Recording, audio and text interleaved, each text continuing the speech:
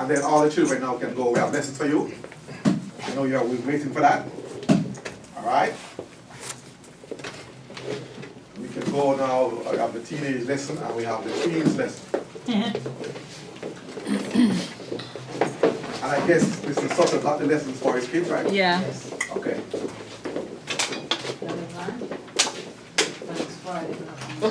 Fix your belt.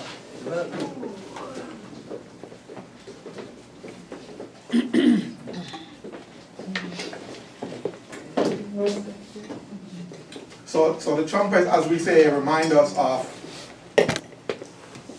Yeshua's second coming, and then Yom Kippur remind us of the final eradication of sin. That's what Yom Kippur was in the temple. Still to be fulfilled when the devil will be totally taken out of the way in Revelation 20. And then tabernacles, Bible says we shall tabernacle with him in the New Jerusalem. All right, that's what we're looking for. Amen. Now, I think I can.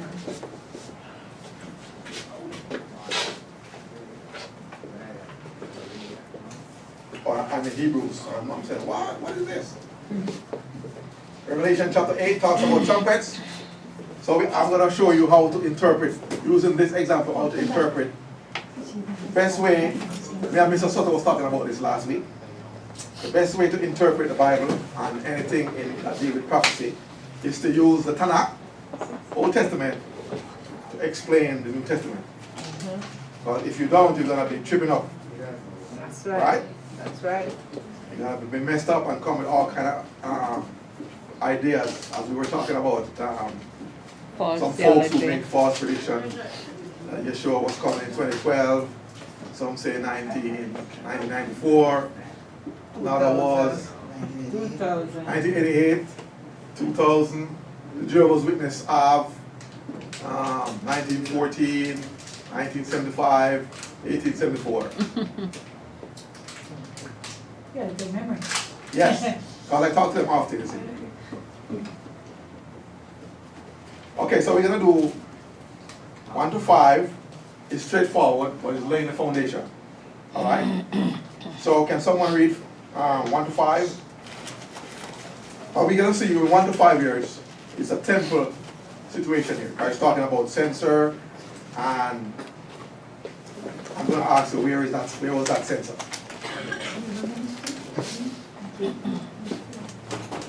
And when he had opened the seventh seal, there was silence in heaven about the space of half an hour.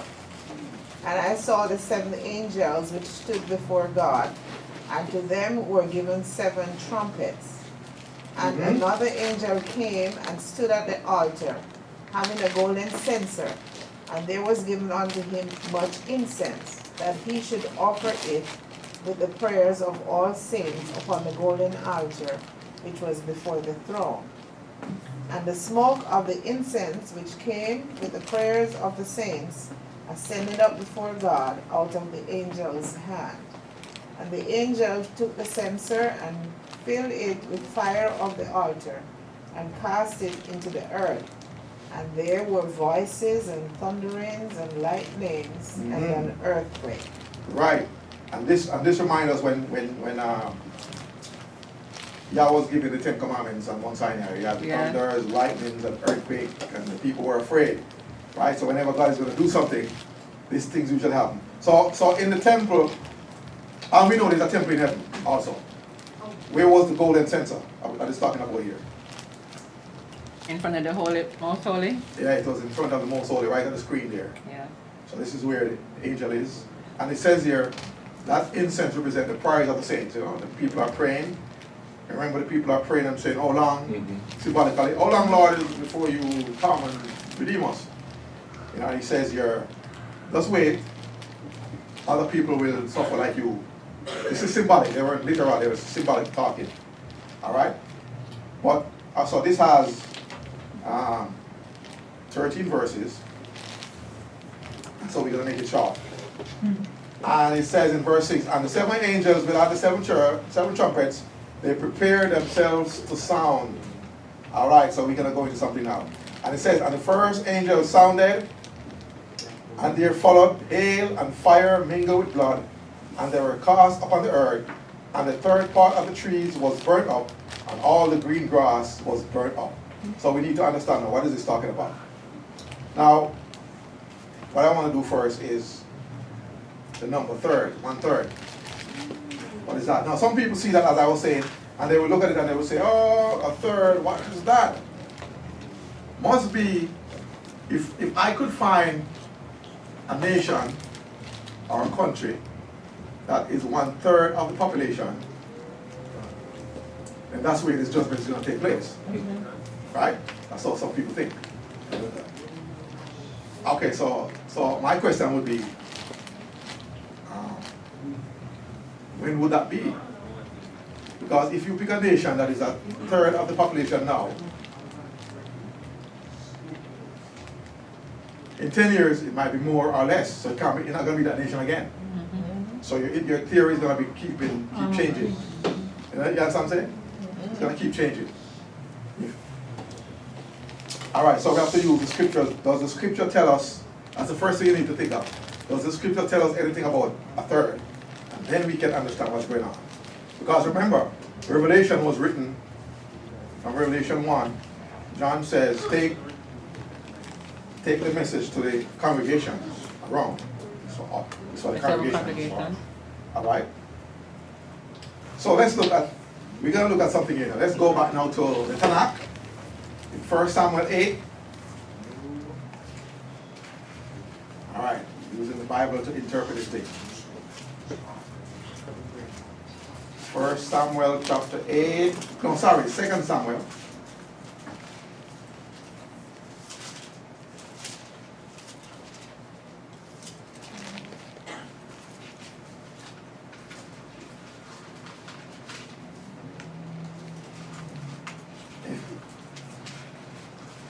And we have some maths teachers in here, so we'll see what's going on.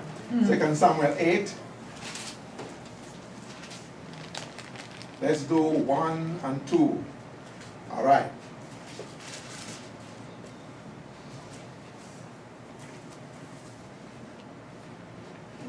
This is when David subdued the Philistines and he did something. Okay, so can we have somebody read? Now after this it came about that David defeated the Philistines and subdued them. And David took control of the chief city from the hands of the Philistines. Now pay attention to verse 2. He defeated Moab and measured them with the line, making them lie down on the ground. And he measured 2 lines to put to death and 1 line to keep alive. And the Moabites became servants to David, bringing tribute. All right. So 2 lines he measured to keep alive, and 1 line he measured. No, 2 lines to put to death, 1 line to keep alive. So how many lines in total? 3. All right. So if he use 1 line, what would that be after the 3? 1/3. 1/3, and the other is 2/3. All right. Don't hold on to me. You're gonna say, well, you're just making up some stuff here to make it fit the third. All right. All right. All right. I was laying the foundation. Now look how Zechariah 13. Let's do the next one. I like to give more than one scripture. Zechariah 13. So we have 2/3 is kept alive. 2/3, sorry, is destroyed. 1/3 is alive. All right. So we have Zechariah. Let me see if I find it. Zechariah, Malachi, Zechariah in my book here. Zechariah what? 13, I believe. All right, let me see where I want you to read.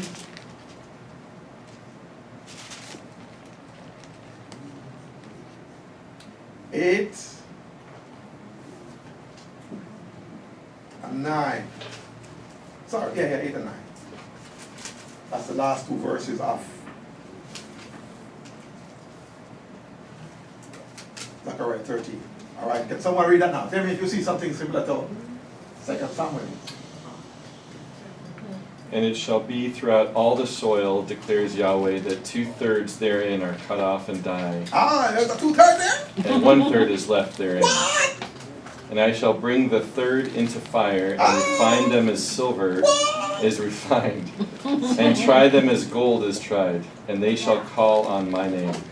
And I shall answer them. I shall say, this is my people, while they say, Yahweh is my Elohim. Ah, so David knew something going on here. See, so David used the same thing, right? And Zachariah come and say the same thing, similar.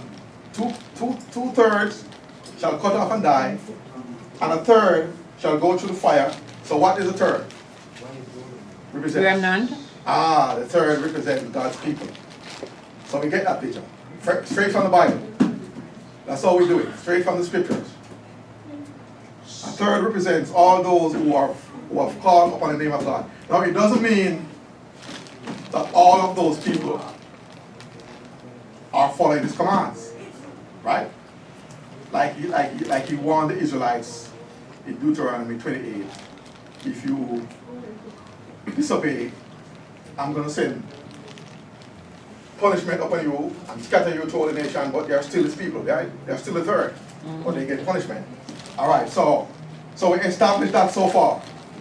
The third from the scripture is the same thing the Lord is saying here. Represents all those who believe in him. And every other symbol you see in Revelation 8 have the same symbolism. I'm gonna show you what I'm talking about. All right.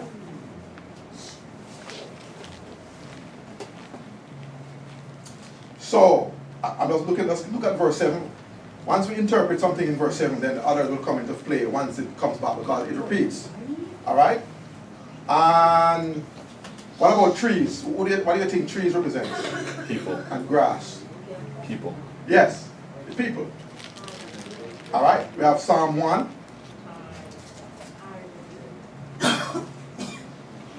Psalm 1 says, we know that psalm from school days. Blessed is the man that walketh not in the counsel of the ungodly. And Shall be like a tree. he shall be like a. And who is he talking about here? People, Was something special, and not any people. the righteous. The righteous people. Like a tree. Righteous man planted sitting by the river. The one who follow me, who claim to be me, and then grass. It's the same thing, but I'm gonna give you the scripture. Psalm 103. Let's see. I think I have something here. Let me see.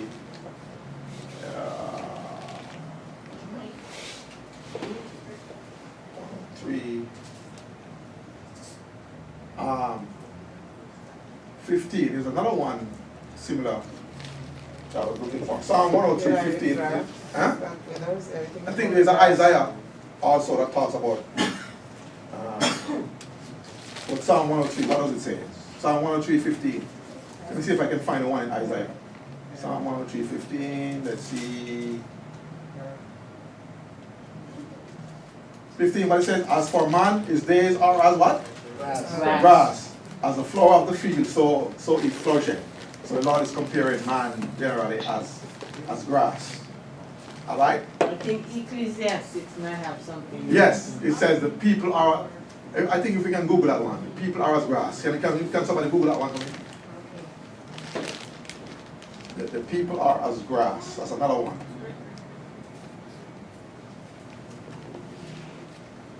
I didn't write that one down.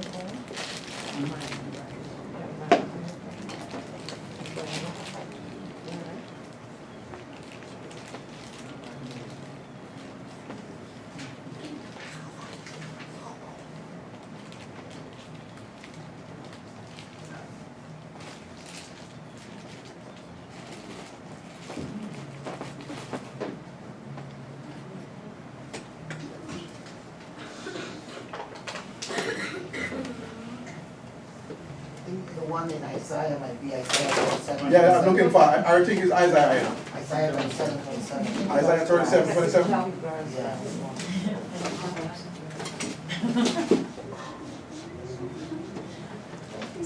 What was that sort of? Perhaps what he's thinking of is Isaiah 37, 27.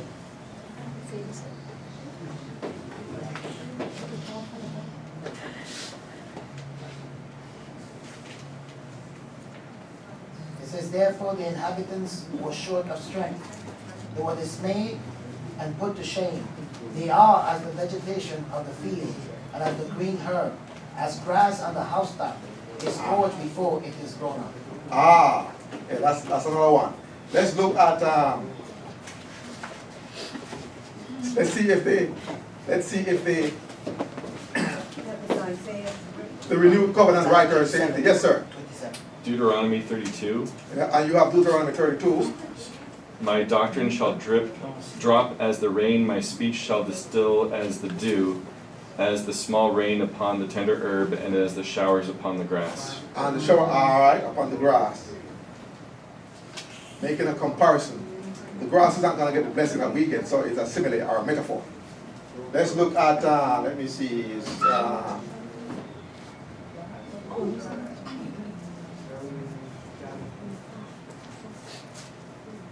First Peter 1:24. From Job 5 too. Yeah, you can see we can find a lot.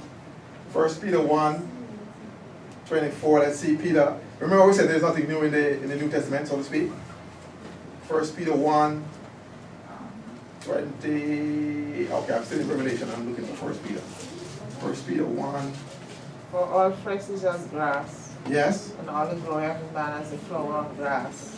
Uh-huh. The grass withereth, and the flowers thereof falleth away. But the word of the Lord endureth forever. All right, and he's getting that from Peter. Is getting that from Isaiah 51:12. Wait, you just read 1 Peter 1:24? Yes. Yeah. Isaiah 51:12.